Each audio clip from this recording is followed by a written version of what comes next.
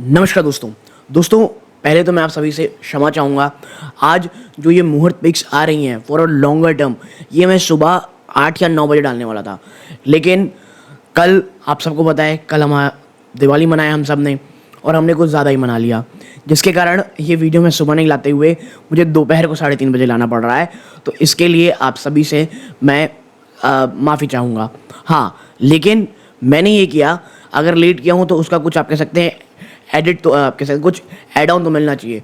तो इस वीडियो में दोस्तों 15 ऐसे स्टॉक्स की मैं चर्चा करने वाला हूँ जो यहाँ से आने वाले लॉन्ग टर्म में काफ़ी अच्छे रिटर्न दे सकते हैं। और इसके लिए मैं इन स्टॉक्स को नहीं चुना है, मैं आपको बता दूँ, तमाम ब्रोकरेज हाउसेस, बहुत सारे जो आप कह सकते हैं न्यूज़ आर्टिकल हो गए, उनमें जो 15 ऐसे स्टॉक्स जो लगभग सभी के आप कह सकते हैं कॉमन ग्राउंड के स्टॉक रहे, उस पे यहाँ पे मैंने चर्चा की हुई है। ओके, तो जो यहाँ पे मैंने आप कह सकते हैं स्टॉक की मैंने चर्चा की है, ये मैं शायद होल्ड नहीं करता हूँ। हाँ, जब मैंने पढ़ाई की मैंने देखा, हाँ यार ये स्टॉक्स काफ़ी अच्छे हैं, और जो ये पिक्स सब लोगों ने चूज़ की है, मुझे ऐसा लगता है कि हाँ it is also a great stock. तो मैं आपको बता दूं, ये 15 स्टॉक की बहुत ही एक मिनट या उससे भी कम मिनट में मैं उसे टच करूंगा, क्योंकि 15 स्टॉक पे चर्चा करने जाएंगे, वीडियो पता नहीं कितना लंबा हो जाएगा। ओके, मैं आपसे बस यही कहूंगा, वीडियो को तुरंत लाइक कर दें। आप ऐसा करते हैं दोस्तों तो यूट्यूब औरों को भी रेकमेंड करेगा, और चैनल को प्लीज़ सब्सक्राइब ज़रूर कर दीजिएगा और ऑल नोटिफिकेशन का बेल दबा दीजिएगा। आप चलते हैं 15 स्टॉक्स को फटाफट चूज़ करते हुए। देखिए, सबसे पहले आपको आपकी स्क्रीन दिख रहा होगा, सेंसेरा इंजीनियरिंग। ये एक स्टॉक जो है दोस्तों, ये बहुत से ब्रोकरेज हाउसेस के रडार पे आ रही है। मैंने ये स्टॉक जब पढ़ा था तो ये आईसीआईसीआई सिक्योरिटीज़ ने अपने कह सकते हैं पिक्स में ये बात कही हुई है, और उनका ये मानना है कि स्टॉक फाइनेंशियल ईयर 25 में ह्यूमंगस रेवेन्यू आप कह सकते हैं, मेरे ख्याल से मोर देन 40% की रेवेन्यू अपटेक आपको इसमें देखने को मिलेगी। तो सेंसेरा इंजीनियरिंग में आप अगर देख सकते हैं एक अच्छा इंजीनियरिंग स्टॉक्स अपने रडार में रखना चाहते हैं तो एक अच्छा स्टॉक है। हाँ, मुझे एक चीज़ लगती है कि ये जो स्टॉक है 52 वीक हाई के आसपास ट्रेड कर रहा है अभी भी, और मैं जब ये वीडियो रिकॉर्ड कर रहा हूँ अभी एक खबर ये आ रही है कि जो क्रूड ऑयल है दोस्तों, उसमें $1 प्रति बैरल का जंप देखने को मिल रहा है। क्यों? कहा यह जा रहा है कि ईरान शायद इजराइल में स्ट्राइक कर सकता है। तो अभी भी वॉलेटिलिटी बहुत ज़्यादा है। किसी भी स्टॉक में अगर आप निवेश करने की सोच रहे हैं, मुझे ये लगता है बहुत ओवर एंथुजियास्टिकली मत करें, थोड़ा सा वेट करें। मुझे लगता है कि अभी बाजार और भी आपको करेक्शन में मौके देगा, सो प्लीज़ थोड़ा धीरे धीरे और एक्यूमुलेट कीजिएगा। तो पहला स्टॉक है दोस्तों सेंसेरा इंजीनियरिंग, और मुझे लगता है जी हाँ, जिस लेवल में स्टॉक काम करता है, जिस कॉम्प्लेक्स कंपोनेंट को ये कह सकते हैं कंपोनेंट ये बनाता है, मुझे ऐसा लगता है आने वाले समय में ये एक वाकई अच्छा पिक हो सकता है। नेक्स्ट क्या है? नेक्स्ट है दोस्तों नेटको फार्मा।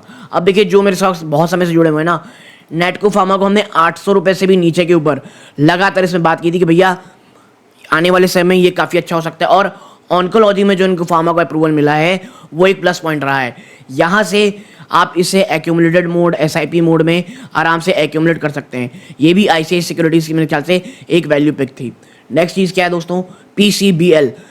पीसीबीएल ना सिर्फ आईसीआईसीआई, और भी मुझे याद है 2 या 3 रिपोर्ट्स में मैंने इसको पढ़ा है। और पीसीबीएल देखिए, ये एक ऐसा स्टॉक है जहाँ पे करेंटली हमको आप कह सकते हैं एक्यूमुलेशन मोड में रहना है। और आपको मैं दिखाऊं स्टॉक, इसकी अच्छी चीज़ क्या है, 52 वीक हाई 584, वहाँ से बहुत अच्छे से करेक्ट होते होते ये 411 रुपये के आसपास मिल रहा है। हाँ, 400 एक ह्यूमंगस सपोर्ट, साइकोलॉजिकल सपोर्ट होगा, वहाँ से टूटता है तो आप देखें यहाँ पे पिछले 1 साल में स्टॉक, ये जो एक सबसे पहला जो गैप यहाँ फिल होगा ये 374 375 के आसपास आएगा।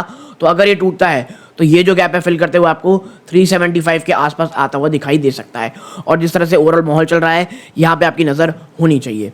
Okay, what's next? देखिए, थर्ड जो स्टॉक पिक है हमारा वो है टाटा पावर। देखिए, टाटा पावर का अभी अभी नंबर्स आए हैं, नंबर्स मुझे अच्छे लगे हैं। टाटा पावर से ना थोड़ा सा एक्यूमुलेटेड मोड में रहिएगा।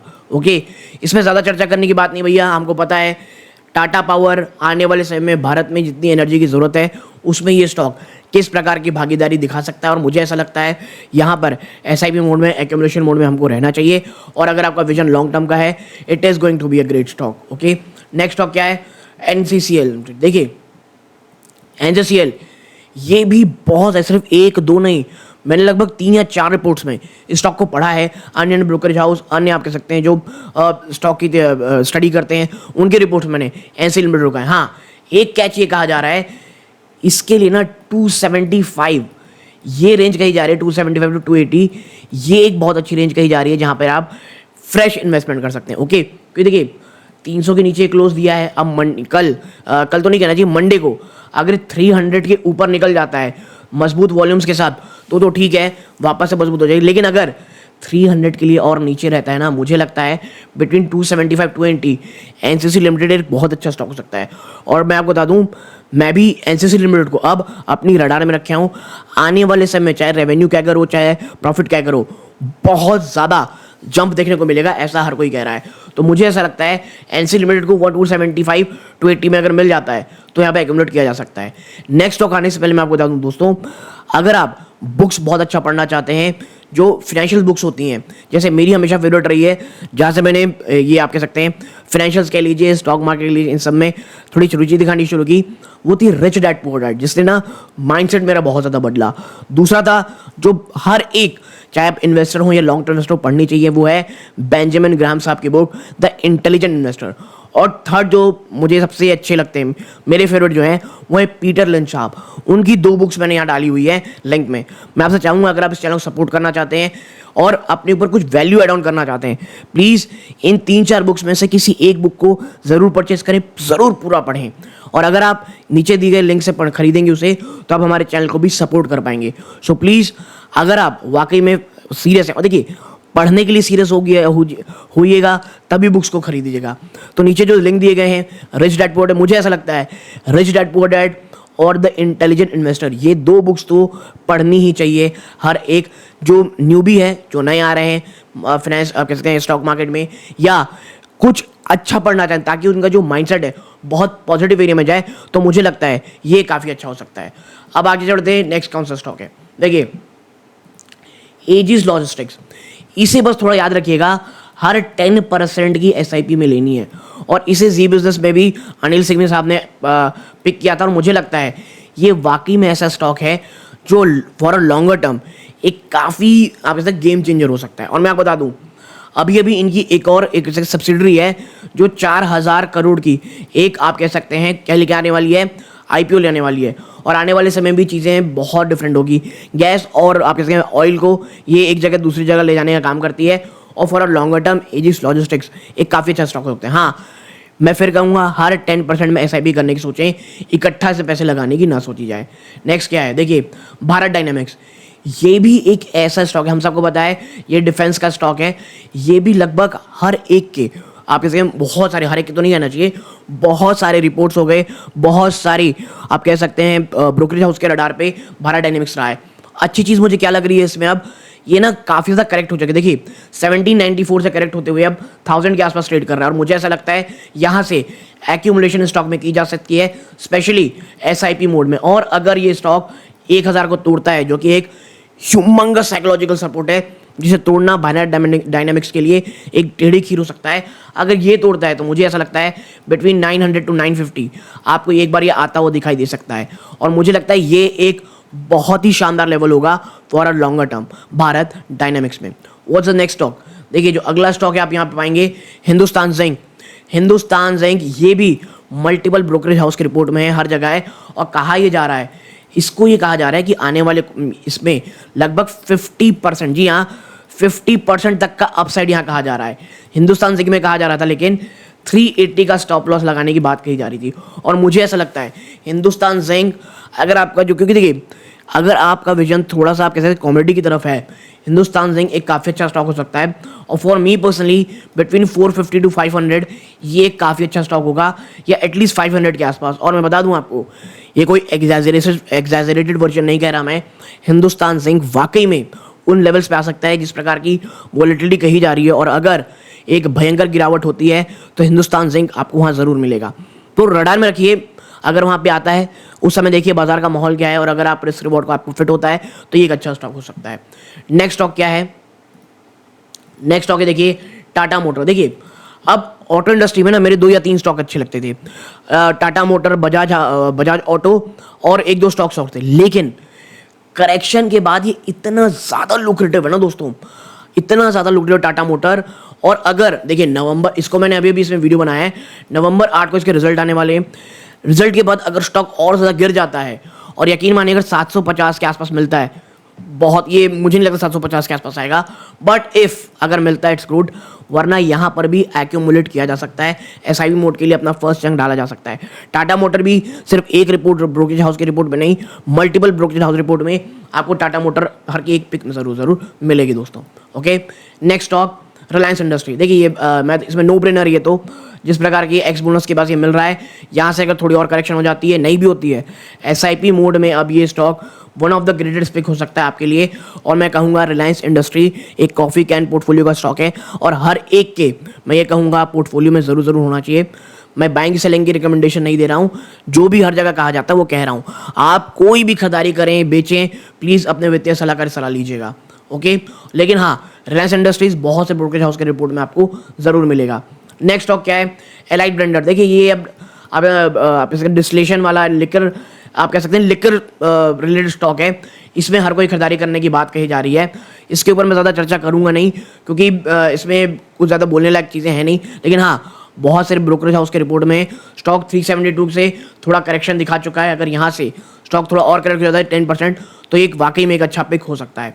नेक्स्ट स्टॉक क्या है? ग्रेविटा इंडिया। देखिए जिस सेक्टर का ये स्टॉक है ना, इसके वैल्यूएशन इतने ज़्यादा एक्सपेंसिव है, इतने ज़्यादा स्ट्रेच हैं कि इसके ऊपर चर्चा करना भी बहुत डेंजरस है। लेकिन हाँ, ये स्टॉक थोड़ा सा टूट चुका है पिछले एक साल में। आप देखेंगे तो ऊपरी स्तर में थोड़ा गिरावट दिखा चुका है, और ये जो आप गैप देख रहे हैं ना, ये अगर फिल करने आता है स्टॉक 1800 के आसपास, मुझे ऐसा लगता है कि जो ग्रेविटा इंडिया है बिटवीन 1800 टू 2000, या आप कह सकते हैं 1900, ये एक बहुत ही शानदार पिक हो सकता है। आएगा नहीं आएगा मुझे नहीं पता। हाँ, अगर बाजार में करेक्शन का मोड ज़्यादा देर तक जारी रहता है, तो ये एक ऐसा स्टॉक हो सकता है जो ज़रूर से ज़रूर आपके लेवल में होना चाहिए। एसआईपी मोड में ले लें। और अभी बता दूं आपको, ग्रेविटा इंडिया ने क्या किया है, वेस्ट टू एनर्जी को लेकर के अपनी एक सेगमेंट ली हुई है, और एक नया प्लांट भी महाराष्ट्र में इन लोग खोल रहे हैं। तो मुझे ऐसा लगता है यहाँ से अगर 10% गिरावट और होती है for a longer term, it is one of the greatest pick. ठीक है, अब आते हैं क्या भाई साहब, नेक्स्ट क्या है? नेक्स्ट स्टॉक है साइड डीलियम। जो जानते हैं दोस्तों, लॉन्ग टर्म में मैंने मनी कंट्रोल के बारे में इसका आर्टिकल पढ़ा था, और मुझे ऐसा लगता है ये वाकई में अच्छा स्टॉक हो सकता है। हाँ, प्रॉब्लम ये है बाजार में गिरावट जा रही है। अगर साइलेंट डीलियम थोड़ा सा और यहाँ पे 10% की गिरावट दिखा देता है, तो ये one of the greatest pick होगी। डिस्क्लोजर रूप में मैं बता दूं आपको, साइलेंट डीलियम को मैं या मेरी फैमिली मेंबर होल्ड रखते हैं, और वो थोड़ा सा ऊपरी स्तरों में, जी हाँ, बिटवीन 690 700 के आसपास है। नेक्स्ट चंक ऑफ इन्वेस्टमेंट मैं करूंगा जब ये 600 के नीचे जाएगा। ओके, अगर आपने नहीं की हुई है, थोड़ा सा इंतजार कीजिए। मुझे ऐसा लगता है साइड डीलियम आपको वाकई में 590 के आसपास मिलता हुआ ज़रूर दिखाई दे सकता है। लेकिन याद रखिएगा, बहुत वॉलेटाइल स्टॉक है, तो अगर आपका रिस्क रिवॉर्ड रेशियो थोड़ा कम है, स्टॉक से एकदम से दूर रहिएगा। नेक्स्ट स्टॉक क्या है? इंडसइंड बैंक। देखिए इंडसइंड बैंक ना किसी बोर्ड का रिपोर्ट नहीं है, लेकिन मैं चाहता हूं कि आपकी रडार में ये रहे। सिर्फ रडार में बोल रहा हूं मैं आपको। खरीदने बेचने से पहले वित्तीय सलाहकार सलाह लीजिएगा। क्यों? बहुत सारे निगेटिविटी प्राइसिंग हो चुकी है, ऑलमोस्ट स्टॉक गिर चुका है। अगर यहाँ से 10 to 12% की और गिरावट आती है, तो मुझे ऐसा लगता है इंडसइंड बैंक एक काफ़ी अच्छा स्टॉक हो सकता है। इन स्तरों पे अगर आपका रिस्क बहुत ज़्यादा हाई है, तो आप थोड़ा यहाँ ले सकते हैं, बट मुझे ऐसा लगता है थोड़ा सा इंतजार करें। अगर गिरावट में और मिल जाता है इंडसइंड बैंक 10% की, तो ये मुझे लगता है काफ़ी शानदार पिक हो सकती है। Okay, last but not the least, PNB housing finance. देखिए हाउसिंग फाइनेंस में कुछ ना कुछ बोलना था, और मैंने इसमें एक रिपोर्ट में पढ़ा था पीएनबी हाउसिंग फाइनेंस को। अब वो किसकी रिपोर्ट थी मैं भूल रहा हूँ नाम, बट उनकी रडार भी था। स्टॉक थोड़ा करेक्ट भी हो चुका है। मुझे हाउसिंग फाइनेंस में पीएनबी, सेकंड है बजाज हाउसिंग फाइनेंस। ये दोनों ही स्टॉक को आपकी पोर्टफोलियो अगर एक भी है, तो आप दूसरे को लेने की जरूरत नहीं है। लेकिन हाँ, अभी एक्यूमुलेट मोड में रहें, थोड़े समय तक इसमें प्रेशर बन सकते हैं स्टॉक्स में, या थोड़ी बहुत गिरावट भी हो सकती है दोस्तों। ओके, तो 1500 स्टॉक की ये श्रृंखला थी। मैं आपसे फिर कहूँगा, अगर आप कोई वाकई में एक माइंड को चेंज करने के लिए, पॉजिटिव माइंड को लाने के लिए, बाजार किस तरह काम कर सकता है समझने के लिए आपको कोई बुक्स पढ़नी है, तो नीचे जो लिंक्स दी गई हैं उनमें किसी भी एक बुक को ले सकते हैं। मेरी पर्सनल मार्केट को समझने के लिए जो है वो है द इंटेलिजेंट इन्वेस्टर और पीटर लिंच साहब की, दोनों में से कोई भी बुक आप पढ़ सकते हैं। ओके, हाँ, नीचे दिए गए लिंक में खरीदेंगे तो आप इस चैनल को सपोर्ट कर पाएंगे। इस बात के लिए बहुत बहुत थैंक यू। यहाँ तक जुड़े रहे, बहुत बहुत धन्यवाद। ये वीडियो का अंत है।